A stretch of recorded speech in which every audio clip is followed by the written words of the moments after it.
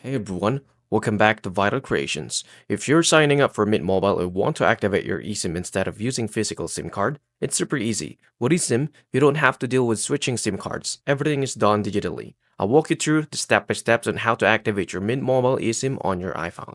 Step 1 is to download the Mint Mobile app. Head to the App Store or Google Play if you're using an Android and search for Mint Mobile and download the app. Once installed, open the application to begin the activation process. Step 2 is to log in or sign up. If you're a new customer, sign up through the app or visit mintmobile.com to purchase your plan. If you already have an account, simply log in to the bottom of the screen. You'll see an option to activate your eSIM. Tap on it. Step 3 is to enter your activation code. Check your email for an 11-digit ACT code for Mint Mobile. Copy and code the paste into the app, and then tap Continue to proceed. Step 4 is to choose your phone number.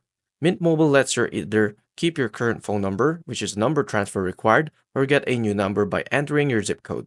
If you're getting a new number, enter your zip code and tap Continue.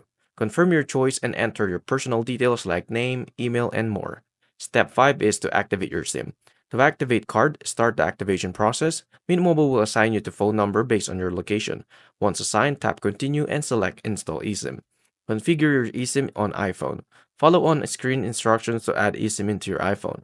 Once installed, you can be labeled your phone numbers. You'll now see both your old numbers and your new Mint Mobile number in your phone settings. Confirm activation. Wait a few minutes for the connection to complete. Once activated, you can start making calls, sending texts, and using mobile data and Mint Mobile. You can also manage everything directly into the Mint Mobile app. And that's it. You're now set up in Mint Mobile's eSIM on your iPhone. Thank you for watching. I really hope this helped. If it did, please like and subscribe, and I'll see you into the next one. Thank you for watching.